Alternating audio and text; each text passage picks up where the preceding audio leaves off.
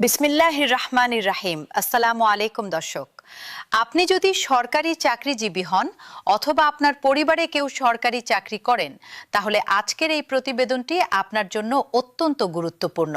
কারণ আজ আমরা কথা বলবো বাংলাদেশের লক্ষ লক্ষ সরকারি কর্মকর্তা কর্মচারীর দীর্ঘ 11 বছরের প্রতীক্ষার অবসান নিয়ে, নবম জাতীয় পে স্কেল নিয়ে।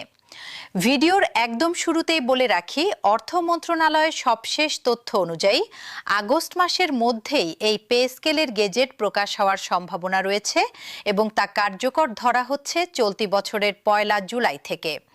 এর মানে দাঁড়াচ্ছে, গেজেট প্রকাশ হলে আপনি যে বেতন পাবেন তার সঙ্গে জুলাই থেকে এখন পর্যন্ত জমে থাকা বকেয়া অর্থ একসঙ্গে যুক্ত হতে পারে। কত টাকা বাড়তে পারে আপনার বেতন, কোন গ্রেডে কত সুবিধা, পেনশন ভাতায় কি পরিবর্তন আসছে, আর সবচেয়ে গুরুত্বপূর্ণ প্রশ্ন, গেজেট আসলে কবে হাতে আসবে, এই সব কিছু নিয়েই আজকের বিস্তারিত প্রতিবেদন। তাই ভিডিওটি শেষ পর্যন্ত দেখুন, কারণ শেষ দিকে আমরা জানাবো সবচেয়ে সাম্প্রতিক এবং গুরুত্বপূর্ণ একটি তথ্য, যা হয়তো আপনি এখনো কোথাও শোনেননি। চলুন প্রথমে একটু পেছন ফিরে তাকানো যাক। বাংলাদেশে সর্বশেষ জাতীয় বেতন কাঠামো ঘোষণা করা হয়েছিল 2015 সালে, যা ছিল অষ্টম পে স্কেল। এরপর কেটে গেছে দীর্ঘ 11 বছরের বেশি সময়।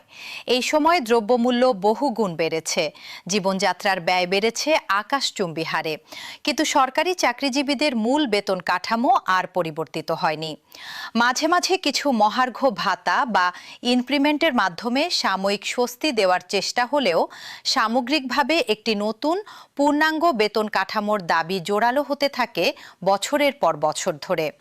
বিশেষ করে গত কয়েক বছরে উচ্চ মূল্যস্ফীতির কারণে সরকারি কর্মচারীদের একটি বড় অংশের জন্য সংসার চালানোই কঠিন হয়ে পড়েছিল। এই প্রেক্ষাপটে 2025 সালে অন্তর্বর্তীকালীন সরকারের অধীনে গঠিত হয় 23 সদস্য বিশিষ্ট জাতীয় বেতন কমিশন। এই কমিশনের নেতৃত্বে ছিলেন সাবেক অর্থ সচিব জাকির আহমেদ খান। কমিশনের কাজ ছিল সব গ্রেডের কর্মচারীদের বেতন কাঠামো পর্যালোচনা করে একটি বাস্তবসম্মত এবং টেকসই প্রস্তাবনা তৈরি করা, যা কেবল সাময়িক সমাধান নয়, বরং আগামী 1 দশকের জন্য কার্যকর থাকতে পারে। দীর্ঘ পর্যালোচনা এবং বিভিন্ন পর্যায়ের সরকারি কর্মকর্তা, শিক্ষক এবং কর্মচারী সংগঠনের সঙ্গে আলোচনার পর এই বছরের জানুয়ারি মাসের শেষ দিকে কমিশন তাদের চূড়ান্ত সুপারিশ সরকারের কাছে জমা দেয়। এখন আসা যাক সবচেয়ে গুরুত্বপূর্ণ অংশে, বিভিন্ন প্রস্তাবনার তুলনামূলক বিশ্লেষণে। কমিশনের সুপারিশ অনুযায়ী সব গ্রেড মিলিয়ে গড়ে 35 থেকে 50% পর্যন্ত মূল বেতন বৃদ্ধির প্রস্তাব করা হয়েছে। তবে মনে রাখতে হবে, এই হার প্রতিটি গ্রেডে একরকম নয়। নিচের গ্রেডের কর্মচারীদের জন্য বৃদ্ধির হার তুলনামূলক বেশি রাখার সুপারিশ করা হয়েছে, যাতে বেতন বৈষম্য কিছুটা হলেও কমানো যায়। বর্তমানে সর্বনিম্ন মূল বেতন যেখানে 8,250 টাকা, নতুন প্রস্তাবে তা বাড়িয়ে 20,000 টাকায় উন্নীত করার সুপারিশ করা হয়েছে। এটি সরকারি চাকরিজীবীদের সর্বনিম্ন স্তরের জন্য একটি বড় পরিবর্তন হতে চলেছে। আরেকটি গুরুত্বপূর্ণ প্রস্তাব হলো গ্রেড সংখ্যা কমিয়ে আনা। বর্তমানে সরকারি চাকরিতে 20টি গ্রেড রয়েছে। কমিশনের সুপারিশ অনুযায়ী এই 20টি গ্রেডকে কমিয়ে 14 থেকে 16টি গ্রেডে নিয়ে আসার প্রস্তাব দেওয়া হয়েছে। এর মূল উদ্দেশ্য হলো বেতন কাঠামোকে আরও সহজ, স্বচ্ছ এবং বৈষম্যহীন করে তোলা।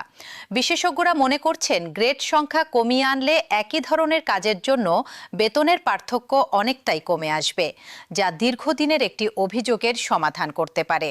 শুধু মূল বেতন নয়, ভাতাদির ক্ষেত্রেও বড় পরিবর্তনের প্রস্তাব রয়েছে। বাড়ি ভাড়া ভাতা, চিকিৎসা ভাতা এবং যাতায়াত ভাতা পুনর্বিন্যাসের বিষয়েও আলোচনা হয়েছে পর্যালোচনা কমিটির বৈঠকে। পেনশনভোগীদের জন্য রয়েছে সুখবর। যাদের মাসিক পেনশন 20,000 টাকার নিচে, তাদের পেনশন 100% পর্যন্ত বাড়ানোর সুপারিশ করা হয়েছে। এছাড়া 75 বছরের বেশি বয়সী পেনশনভোগীদের জন্য মাসিক 10,000 টাকা বিশেষ চিকিৎসা ভাতা দেওয়ারও সুপারিশ এসেছে কমিশনের পক্ষ থেকে। এই প্রস্তাবগুলো বাস্তবায়িত হলে তা প্রবীণ সরকারি কর্মচারীদের জীবনযাত্রার মানে উল্লেখযোগ্য প্রভাব ফেলবে বলে মনে করছেন সংশ্লিষ্টরা। তবে সব প্রস্তাব যে হুবহু বাস্তবায়িত হবে তা কিন্তু নিশ্চিত নয়।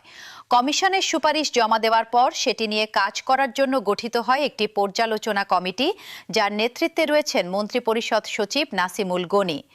এই কমিটির কাজ হলো কমিশনের সুপারিশগুলো আর্থিক বাস্তবতা এবং সরকারের সক্ষমতার নিরিখে পর্যালোচনা করে একটি চূড়ান্ত সুপারিশ তৈরি করা।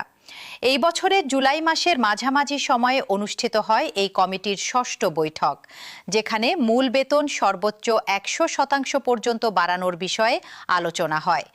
এই বৈঠকেই একটি গুরুত্বপূর্ণ সিদ্ধান্তের বিষয়ে নীতিগত ঐক্যমত হয়, যা প্রতিটি সরকারি চাকরিজীবীর জেনে রাখা জরুরি। কমিটির সদস্যরা নীতিগতভাবে একমত হয়েছেন যে নতুন মূল বেতন কার্যকর হবে এই বছরের, অর্থাৎ 2026 সালের 1 জুলাই থেকে। তবে বাড়ি ভাড়া, চিকিৎসা এবং অন্যান্য ভাতাগুলো কার্যকর হবে পরের বছর, অর্থাৎ 2027 সালের 1 জুলাই থেকে।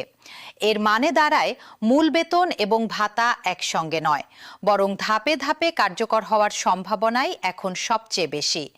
যদিও এই বিষয়ে চূড়ান্ত সিদ্ধান্ত নেবে মন্ত্রিসভা। এখন প্রশ্ন হচ্ছে, এই বিশাল বেতন কাঠামোর জন্য সরকারের বাজেট থেকে কত টাকা বরাদ্দ রাখা হচ্ছে? সংশ্লিষ্ট সূত্র অনুযায়ী নতুন পে স্কেল আংশিক বা পূর্ণাঙ্গভাবে বাস্তবায়নের জন্য চলতি অর্থবছরের বাজেটে 25,000 থেকে 35,000 কোটি টাকা পর্যন্ত বিশেষ বরাদ্দ রাখার পরিকল্পনা প্রায় চূড়ান্ত করা হয়েছে। এটি নিঃসন্দেহে একটি বিশাল অঙ্কের অর্থ, যা প্রমাণ করে সরকার এই বিষয়টিকে কতটা গুরুত্বের সঙ্গে দেখছে।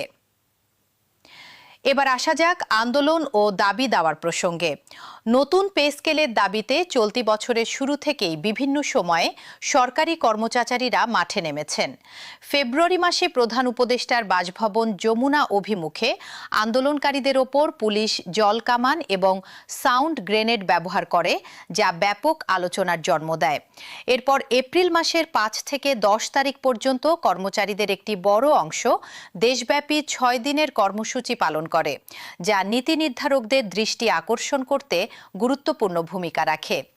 বিশ্লেষকরা মনে করছেন, এই ধারাবাহিক আন্দোলনের চাপই সরকারকে দ্রুত সিদ্ধান্ত নিতে এক ধরনের বাধ্যবাধকতার মধ্যে ফেলেছে। এবার আসি গেজেট প্রকাশের টাইমলাইনে, জানিয়ে সবচেয়ে বেশি জল্পনা কল্পনা চলছে।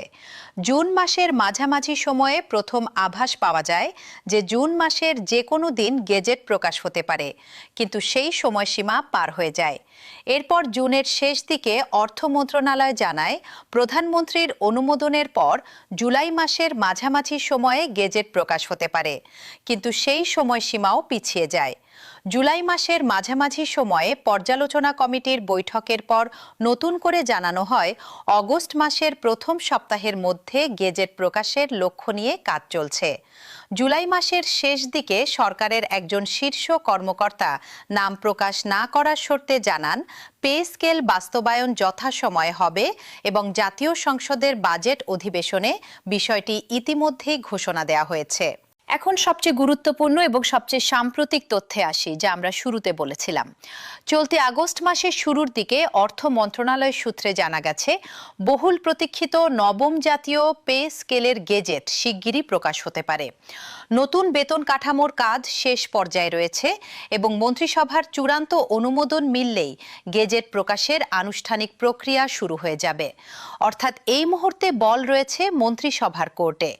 মন্ত্রিসভার নিয়মিত বৈঠকে অথবা প্রধানমন্ত্রীর বিশেষ আহ্বানে যে কোনো দিন অনুষ্ঠিত বৈঠকে এই সুপারিশ অনুমোদন হতে পারে বলে বিভিন্ন সূত্র জানাচ্ছে। তাহলে দর্শক, সব মিলিয়ে সামগ্রিক চিত্রটা দাঁড়াচ্ছে এরকম। জাতীয় বেতন কমিশন তাদের কাজ শেষ করে সুপারিশ জমা দিয়েছে জানুয়ারিতে। পর্যালোচনা কমিটি সেই সুপারিশ নিয়ে দীর্ঘ কয়েক মাস ধরে কাজ করে এখন প্রায় চূড়ান্ত পর্যায়ে পৌঁছেছে। মূল বেতন কার্যকর ধরা হচ্ছে 1 জুলাই 2026 থেকে, আর ভাতাদি কার্যকর হতে পারে 2027 সালের 1 জুলাই থেকে। শুধু বাকি রয়েছে মন্ত্রিসভার চূড়ান্ত অনুমোদন এবং তারপর আনুষ্ঠানিক গেজেট প্রকাশ। বারবার সময়সীমা পিছিয়ে যাওয়ার একটি ইতিহাস থাকলেও এবার সরকারের সাম্প্রতিক বক্তব্য এবং প্রস্তুতি দেখে বিশেষজ্ঞরা মনে করছেন, দীর্ঘ প্রতীক্ষার অবসান এবার সত্যি খুব কাছাকাছি চলে এসেছে। এখন একটা গুরুত্বপূর্ণ প্রশ্নের উত্তর দেওয়া যাক। গ্যাজেট প্রকাশে দেরি হওয়ার পেছনে মূল কারণগুলো কি কি? প্রথমত, এত বড় একটি বেতন কাঠামো পরিবর্তনের জন্য প্রয়োজন বিশাল অঙ্কের আর্থিক সংস্থান, যা বর্তমান অর্থনৈতিক পরিস্থিতিতে নিশ্চিত করা সহজ কাজ নয়। দ্বিতীয়ত, ২০টি গ্রেডকে ১৪ বা ১৬টিতে নামিয়ে আনার প্রক্রিয়াটি প্রশাসনিকভাবে জটিল, কারণ এতে হাজার হাজার পদের পুনর্বিন্যাস প্রয়োজন হয়। তৃতীয়ত, বিভিন্ন ক্যাডার এবং কর্মচারী সংগঠনের ভিন্ন ভিন্ন দাবি সমন্বয় করাও একটি বড় চ্যালেঞ্জ হিসেবে দেখা দিয়েছে। এই কারণগুলো মাথায় রেখেই সরকার ধাপে ধাপে সিদ্ধান্ত নেওয়ার পথে হাঁটছে বলে মনে করছেন সংশ্লিষ্ট বিশ্লেষকরা। দর্শক, এখন একটু চিন্তা করে দেখুন, নতুন এই পে স্কেল বাস্তবায়িত হলে এর সুফল কতটা ব্যাপক হতে যাচ্ছে। বাংলাদেশে বর্তমানে সরকারি কর্মকর্তা কর্মচারীর সংখ্যা কয়েক লাখ। শুধু তাই নয়, এমপিওভুক্ত শিক্ষক এবং কর্মচারীরাও এই বেতন কাঠামোর সঙ্গে সম্পৃক্ত। ফলে একটি পরিবারে গড়ে ৪ থেকে ৫ জন সদস্য ধরলে নতুন এই বেতন কাঠামোর প্রভাব পড়বে বাংলাদেশের কয়েক কোটি মানুষের জীবনে।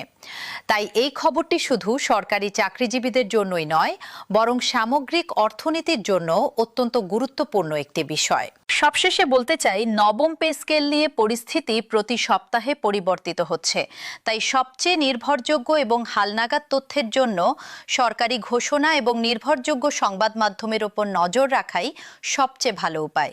আমরাও চেষ্টা করব নতুন কোনো তথ্য বা গ্যাজেট প্রকাশ হওয়ার সঙ্গে সঙ্গেই তা আপনাদের কাছে দ্রুততম সময়ে পৌঁছে দিতে।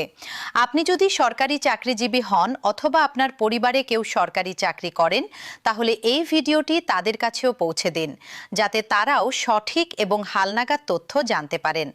ভিডিওটি ভালো লাগলে অবশ্যই লাইক করুন, চ্যানেলটি সাবস্ক্রাইব করে রাখুন এবং নোটিফিকেশন বেল আইকনটি অন করে দিন, যাতে নবম পে স্কেল নিয়ে পরবর্তী যে কোনো বড় আপডেট সবার আগে পেয়ে যান আপনি। কমেন্ট বক্সে জানিয়ে দিন আপনি কোন গ্রেডে কর্মরত এবং নতুন এই বেতন কাঠামো নিয়ে আপনার প্রত্যাশা কি। সবাইকে ধন্যবাদ। আজকের মতো এখানেই শেষ করছি। দেখা হবে আবার নতুন কোনো গুরুত্বপূর্ণ খবর নিয়ে। ততক্ষণ পর্যন্ত ভালো থাকুন, সুস্থ থাকুন।